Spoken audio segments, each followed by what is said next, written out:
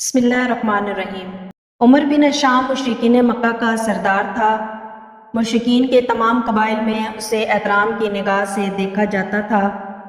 عمرو ابن شام قریش میں ابو الحکم یعنی دانش کباب کے لقب سے جانا جاتا تھا، مگر اس نے ابو الحکم نے اپنی غور چشمی کے سبب دربار رسول سے ابو جہل کا لقب پایا۔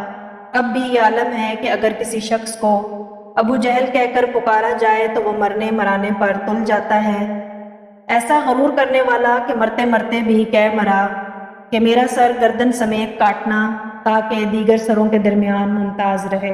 ایک دن ابو جہل نے نبی کریم صلی اللہ علیہ وسلم کی شان میں گستاخی کرتے ہوئے آپ صلی اللہ علیہ وسلم پر مٹی پھینکی اور آپ صلی اللہ علیہ وسلم کا سر مبارک زخم کر دیا۔ اس وقت ایک لونڈی یہ سارا ماجرا دیکھ رہی تھی۔ اسی شام جب آپ کے عزیز چچا حضرت حمزہ رضی اللہ تعالیٰ عنہ، جو کہ ایک انتہائی بہادر جری اور طاقتور انسان تھے، شکار سے واپس آئے تو اس لونڈی نے یہ سارا ماجرا ان کو بتایا۔ نبی پاک صلی اللہ علیہ وسلم کے سر مبارک کے زخمی ہونے کی خبر نے آپ رضی اللہ تعالیٰ عنہ کو چراغ پا کر دیا اور آپ ابو جہل کو ڈھونڈنے نکلے۔ اس وقت خانہ کعبہ میں وہ موجود تھا۔ حضرت حمزہ رضی اللہ تعالیٰ عنہ نے اپنی کمان اس زور سے اس کے سر پر ماری کہ اس کا سر پھٹ گیا اور وہ لہو لہان ہو گیا۔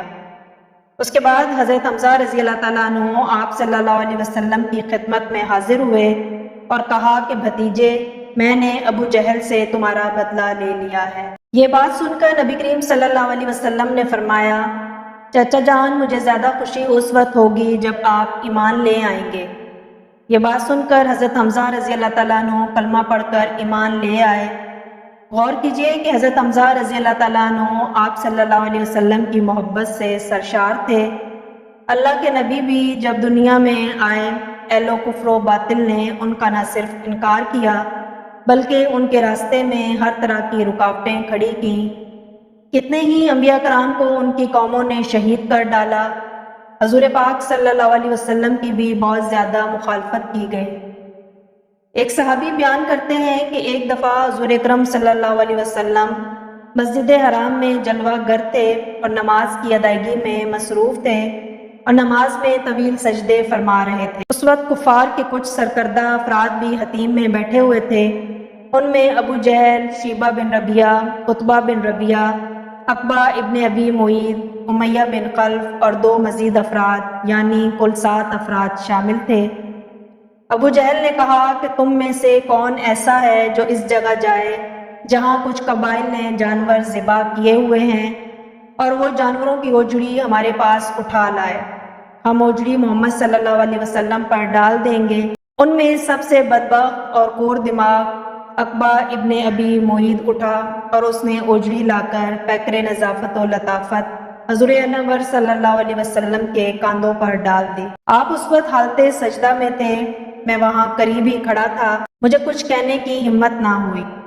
میں تو اس وقت اپنی حفاظت پر بھی قادر نہیں تھا، میں کسی کو خبر کرنے کے لیے وہاں سے جانے ہی والا تھا کہ اسی اثنا میں حضرت سیدہ فاطمہ بنت رسول صلی اللہ علیہ وسلم رضی اللہ تعالی عنہا تک خبر پہنچ گئی۔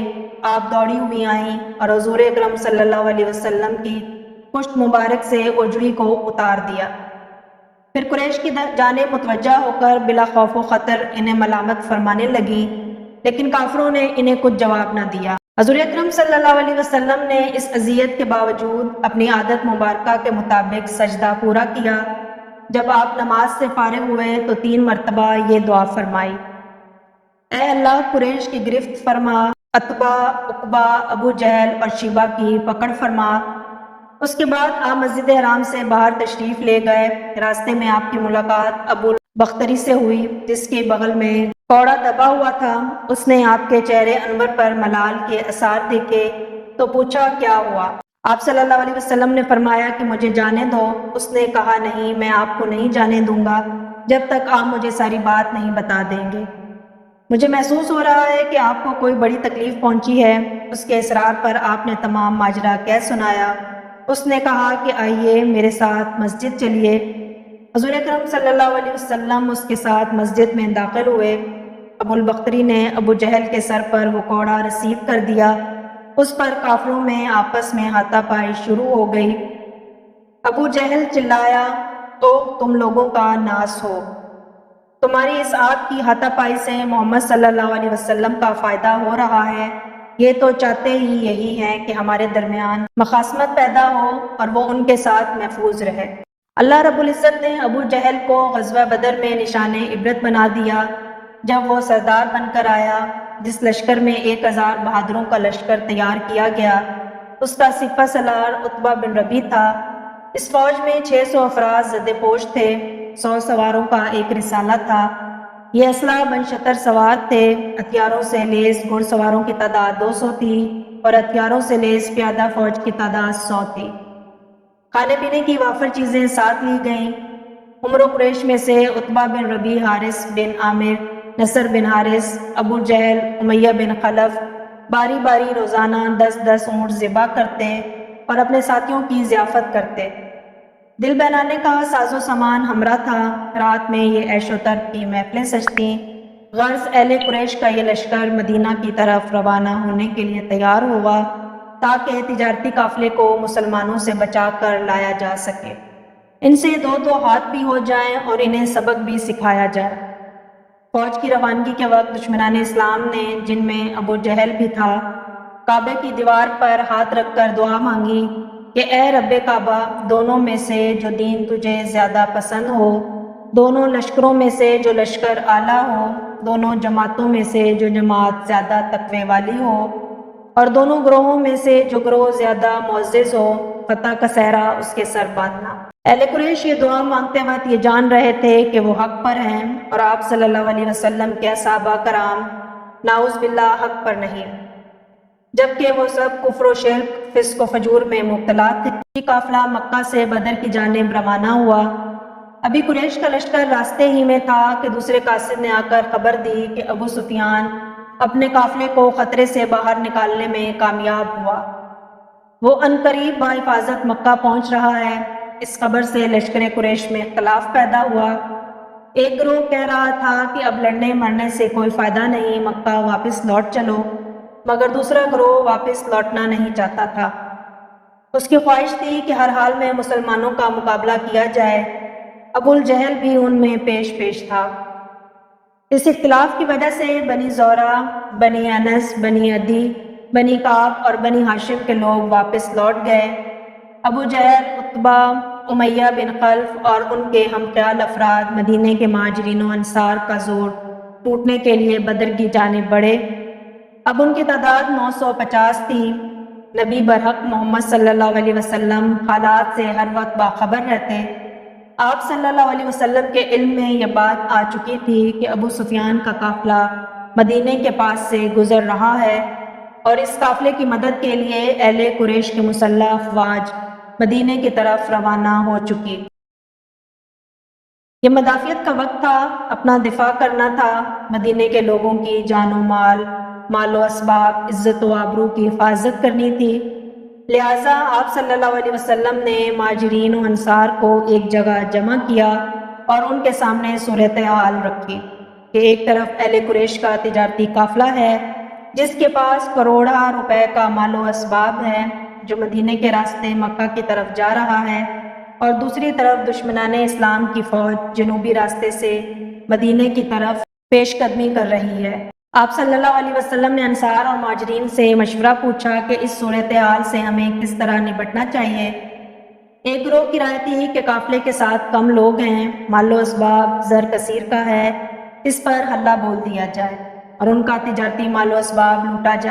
دوسرے گروہ کا خیال تھا کہ دشمنان اسلام کی فوج سے ٹکر لی جائے، ان کا زوم ہمیشہ کے لیے خاک میں ملا دیا جائے اور اس فتنے کو جڑ سے اکھاڑ کر پھینک دیا جائے۔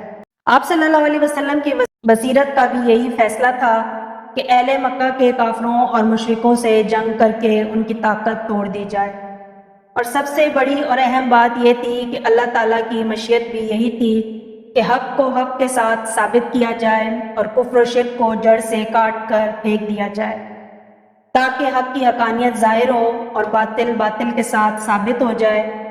لہٰذا اللہ اور اللہ کے رسول صلی اللہ علیہ وسلم کے حتمی فیصلے اور دوسرے گروہ کے خیال کے مطابق اپنا دفاع کرنے کے لیے لگ بھگ 300 مجاہدین کی فوج ترتیب دی گئی۔ ان میں سے صرف 2 کے پاس گھوڑے تھے، کل 70 اونٹ تھے، ان پر 300 مجاہدین باری باری سوار ہوتے۔ رسول اکرم صلی اللہ علیہ وسلم نے بذات خود اس فوج کی قیادت فرمائی۔ آپ صلی اللہ علیہ وسلم نے اپنے جان نثاروں کے ہمراہ رمضان کی 16 تاریخ کو مدینہ منورہ سے بدر کی جانب کوچ فرمایا۔ ہجرت کے دوسرے سال کا یہ ایک اہم ترین واقعہ ہے۔ دشمن آپ صلی اللہ علیہ وسلم سے پہلے وہاں پہنچ چکا تھا۔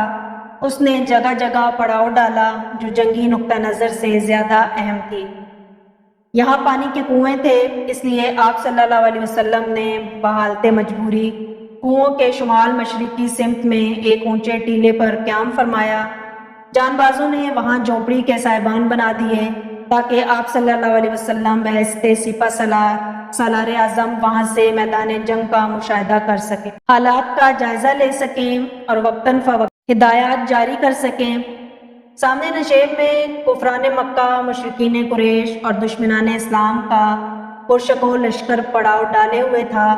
ان کی تعداد، جاؤ عشمت، ساز و سامان دیکھ کر اور یہ دیکھ کر کہ پانی پر دشمنوں کا قبضہ ہے، یہ جان کر کہ زمین ریتیلی ہے جس میں پاؤں دھنس جاتے ہیں، یہ سوچ کر کہ دشمن کے پاس سواریاں ہیں اور اپنے پاس سواریاں ہیں مگر ناکافی، یہ سوچ کر کہ دشمن اسلحہ سے لیس ہے اور یہاں تلوار ہے تو ڈھال نہیں اور ڈھال ہے تو تلوار نہیں۔ ان عوامل کی وجہ سے مجاہدین کے حوصلے پست ہو رہے تھے، جو مدینہ منورہ سے نکلتے وقت یہ سوچ رہے تھے کہ انہیں زبردستی موت کے منہ میں دھکیلا جا رہا ہے۔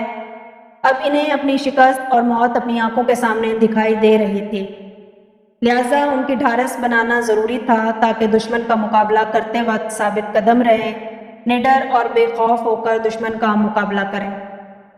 اللہ تعالیٰ نے ان کی ذہنی اور نفسیاتی کیفیت اس طرح تبدیل کی اور ان کی اس طرح اعانت فرمائی کہ اول رات میں بارش ہوئی۔ اس سے فائدہ یہ ہوا کہ تمام مجاہدین نہائے دھوئے، جس سے وہ چست و چاق و چوبند ہوئے۔ تھکن اور خوف کی وجہ سے وہ کسل مندی طاری تھی، وہ دھل گئی۔ بارش سے دوسرا فائدہ یہ ہوا کہ پانی کی قلت دور ہوئی۔ مجاہدین نے چھوٹے چھوٹے حوض بنا کر بارش کا پانی جمع کیا تاکہ وقت ضرورت کام آئے۔ بارش سے تیسرا فائدہ یہ ہوا کہ ان کے پیروں کے نیچے کی ریت جم گئی، جس سے ریت میں پیر دھنسنے کا خوف ان کے دلوں سے جاتا رہا۔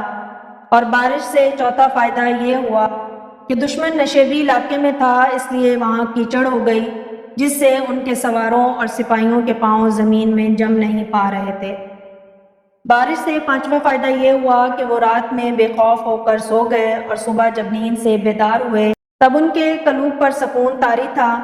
بارش نے انہیں قلب اطمینان بخشا، اس کیفیت کی وجہ سے ان کے دلوں میں دشمنوں کا خوف جاتا رہا۔ اس طرح یہ بارش مسلمانوں اور مومنوں کے لیے باعث رحمت اور کافروں کے لیے باعث زحمت ثابت ہوئی۔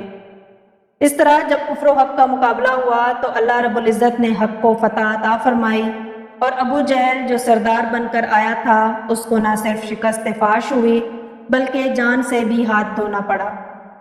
اور بے شک وہ اتنا غرور والا تھا کہ جب اس کا سر کاٹا گیا تو اس نے یہ کہا کہ میرا سر نیچے سے ہی کاٹنا تاکہ پتہ چلے کہ یہ سردار کا سر ہے، اور ابو جہل اس طرح جہنم کا ایندھن بنا۔